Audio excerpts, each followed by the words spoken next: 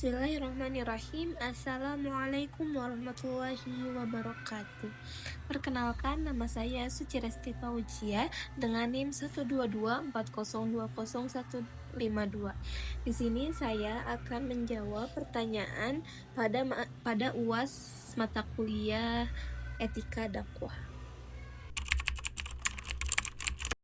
Nah, kode etik pelaksanaan tugas ini berkaitan dengan kompetensi atau kemampuan juru dakwah sesuai dengan bidangnya kode etik mubalik.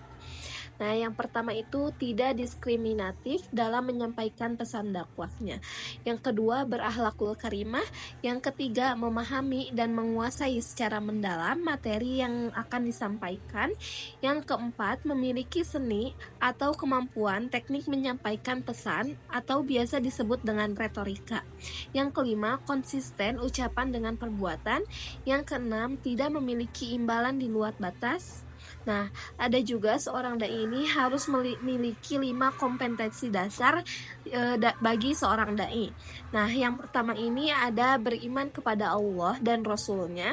Yang kedua itu berilmu pengetahuan luas seperti ilmu tauhid, ilmu fikih, ilmu tafsir, ilmu hadis, dan ilmu-ilmu sosial pendukung seperti ilmu psikologi, ilmu sosiologi, dan ilmu komunikasi. Dan yang ketiga ini berkepribadian atau berakhlakul karimah.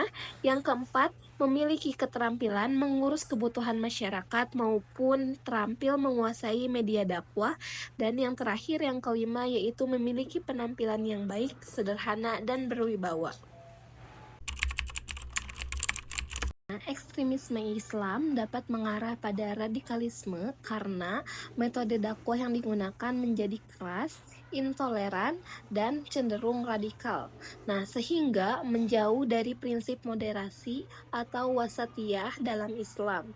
Nah, hal ini sering ditandai dengan fanatisme sempit, menolak pendapat orang lain, bahkan menggunakan kekerasan atau ancaman untuk mempertahankan keyakinan.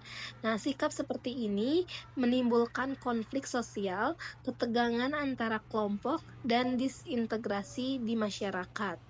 Nah, Islam moderat atau wasatiyah adalah pendekatan Islam yang mengutamakan keseimbangan, toleransi, dan inklusivitas.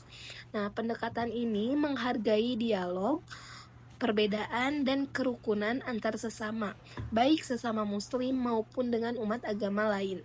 Nah, moderasi ini bertujuan menciptakan masyarakat yang harmonis dan damai dengan tetap berperang pada nilai-nilai Islam yang universal. Nah, moderasi dalam Islam membantu dakwah menghadirkan pesan yang damai dan penuh kasih sayang.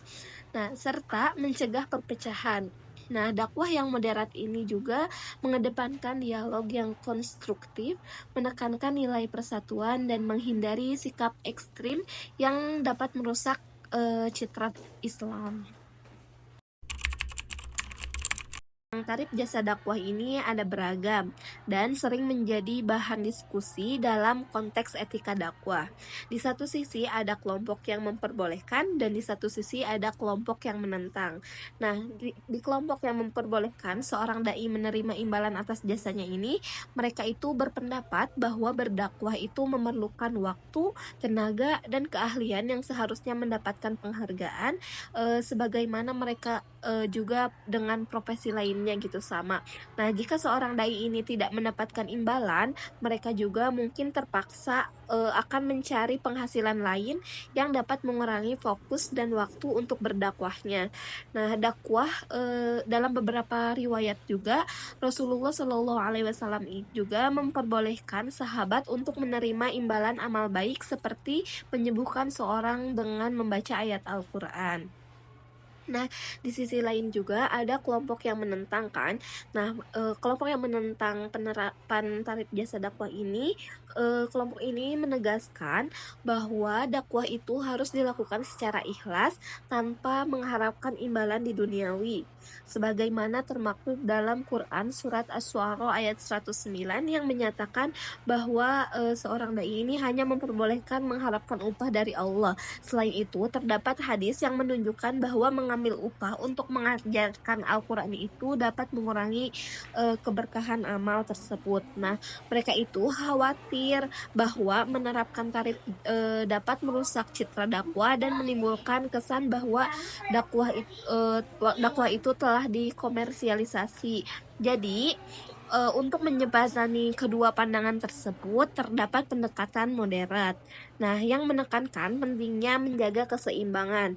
Nah, seorang dai ini dapat menerima imbalan jika diperlukan untuk menutupi kebutuhan dasar seperti transportasi, namun tidak menjadikan sebagai tujuan utama dalam berdakwah. Nah, selain itu, seorang dai juga sebaiknya tidak menetapkan tarif yang terlalu tinggi atau menunjukkan kesan bahwa dakwah adalah ladang untuk mencari kekayaan. Nah, keikhlasan juga harus tetap menjadi inti dari dakwah. Dengan menerima imbalan hanya sebagai bentuk penghargaan, bukan menjadi sebagai motivasi utama. Nah, secara keseluruhan, jadi isu tarif jasa dakwah ini memerlukan kebijaksanaan. Dakwah juga seharusnya tetap menjadi sarana menyampaikan kebaikan dan nilai-nilai Islam, bukan sekedar pada aktivitas yang berorientasi pada keuntungan material. Nah, etika humor dalam dakwah ini adalah bagian penting yang harus diperhatikan untuk memastikan pesan yang disampaikan ini tetap efektif, menyenangkan, dan tidak melanggar nilai-nilai Islam. Nah, humor dapat menjadi alat yang sangat baik untuk menarik perhatian audiens dan mengurangi kebosanan dalam menyampaikan pesan. Dalam dakwah, humor juga dapat menciptakan suasana santai dan membantu mendekatkan hubungan antara pendekatan dakwah dan mad'u atau biasa disebut audiens. Nah, Rasulullah Shallallahu Alaihi Wasallam telah memberikan contoh sebagaimana menggunakan humor yang santun dan bermakna. Nah, salah satu kisah yang sering diceritakannya adalah ketika ada seorang nenek-nenek yang bertanya apakah ia akan masuk surga. Nah, lalu Rasulullah Shallallahu Alaihi Wasallam menjawab bahwa di surga itu tidak ada nenek-nenek, yang membuat nenek itu menangis. Kemudian beliau menjelaskan bahwa semua penghuni surga akan diubah menjadi muda kembali. Nah, humor ini bukan hanya mengundang senyum, tetapi juga membawa kabar gembira tanpa menyakiti perasaan orang lain. Namun, ada beberapa kaidah yang harus diperhatikan dalam berhumor di dalam berdakwah. Yang pertama yaitu tidak berlebihan. Humor itu hanya sebagian sisipan, bukan menjadi bahan utama dalam berdakwah agar pesan utama itu tidak terabaikan. Yang kedua, tidak mengandung kedustaan. Nah, humor juga harus tetap berdasarkan kebenaran karena berbohong untuk melucu itu dilarang dalam Islam. Kemudian yang ketiga, tidak menyinggung atau meremehkan. Nah, hindari humor yang bersifat menghina, melecehkan, atau mempermalukan individu, kelompok, ataupun agama tertentu. Nah, yang keempat, tidak menyinggung hal-hal yang serius. Hal-hal ini seperti pernikahan, tolak, atau rujuk tidak diperbolehkan untuk dijadikan bahan humor karena konsekuensinya sangat serius dalam Islam. Yang kelima yaitu tidak menyerupai lawan jenis. Nah, humor itu tidak boleh melibatkan perilaku yang menyerupai lawan jenis sesuai dengan larangan dalam Islam. Nah, dengan menerapkan etika humor yang sesuai, nah dakwah dapat dilakukan dengan cara lebih menarik tanpa melanggar nilai-nilai Islam. Humor yang baik tidak hanya membuat audiens tersenyum, tetapi juga memperkuat penyampaian pesan dakwahnya. Nah, di sini saya mengambil sosok Kiai Haji Salimul Apip. Nah, Kiai Haji Salimul Apip ini adalah pimpinan Pondok Pesantren Adahlaniyah yang berada di Soreang, Bandung. Selain pimpinan Ponpes Adahlaniyah, beliau juga aktif mengisi acara di majelis taklim, pengajian rutin, dan dai sholawat. Nah, sebagai mubalik yang mempunyai ciri khas dengan penampilan hadroh yang selalu dibawakan setiap mengisi acara, itu menjadi daya tarik mad'u atau jamaah, serta suara beliau yang merdu dan pembawaannya yang hikmat adalah ciri khas Kiai Haji Salimul Apip. Nah, tidak banyak peran mubalik yang mahir bersolawat dan hadroh ketika memberikan ceramahnya. Nah, kebanyakan itu mubalik itu saat ini hanya menjelaskan teori-teori dan memaparkan saja. Nah, bahkan bisa dibilang juga kurang memperhatikan seni yang ada di dalam tablignya. Nah, melalui hadroh dan sholawat ini, Kiai Haji Salimul Apip mengamalkannya dengan cara sendiri, sehingga inilah yang menjadi daya tarik para mad'u. Karena sholawat juga sudah menjadi rutinitas yang berjalan secara alamiah seiring dengan perkembangan zaman, dilengkapi dengan pengajian ceramah agama yang menjelaskan berbagai makna terkandung dalam sholawat dan berbagai macamnya. Nah, gaya berdakwahnya beliau ini dikenal humoris dan penuh makna, mampu menarik perhatian jamaah dengan ceramah yang lucu, namun syarat pesan moralnya itu ada. Nah, beliau ini sering menyisipkan humor dan sholawat juga dalam ceramahnya untuk menciptakan suasana yang lebih santai dan akrab dengan para jamaah. Nah, hal ini terlihat dalam berbagai ceramahnya yang ditemukan di dalam platform YouTube dan media sosial lainnya, yang dimana beliau menyampaikan pesan-pesan agama dengan cara yang menghibur namun tetap mendidik gitu.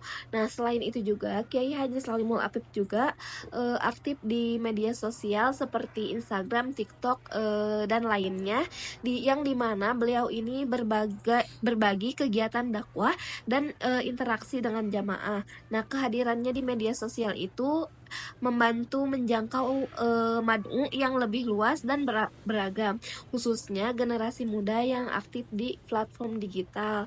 Nah, jadi Kiai Haji Salimul Apip ini merupakan sosok ulama yang karismatik dengan gaya dakwah yang humoris dan edukatif.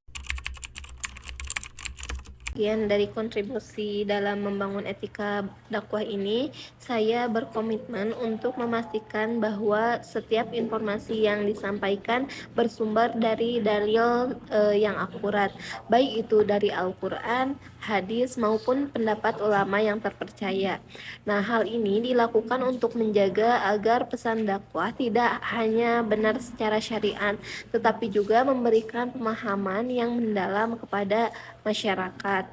Nah, dalam komunikasi saya berusaha mencerminkan akhlak Islam seperti bersikap santun, sabar, dan menghormati perbedaan pendapat. Nah, etika ini sangat penting dalam menciptakan interaksi yang damai dan menghindari konflik di tengah masyarakat yang beragam. Nah, selain itu, saya mendukung pendekatan dakwah yang moderat, yang menekankan keseimbangan, toleransi, dan kedamaian agar harmoni sosial tetap terjaga.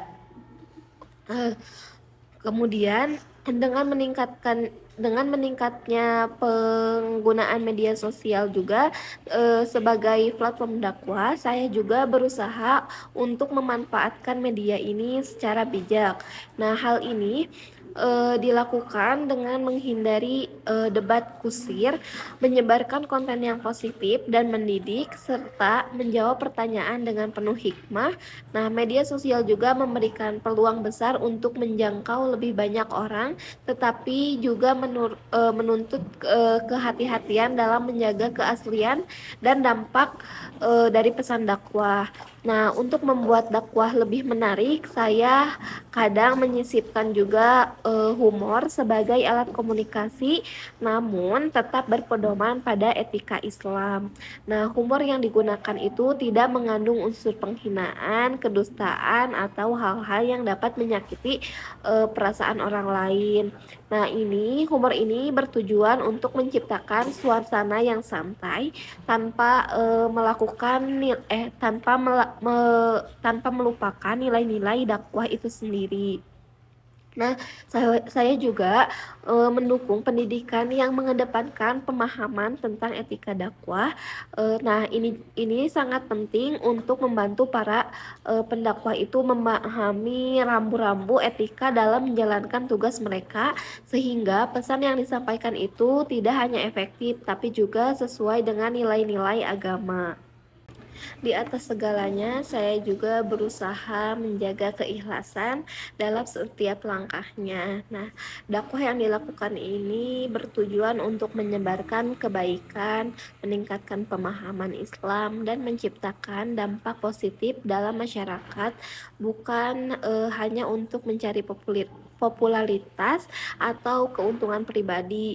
Tapi dengan pendekatan ini saya berharap dapat berkontribusi dalam menjaga integritas dakwah dan menyebarkan ajaran Islam dengan hikmah serta penuh dengan cinta kasih.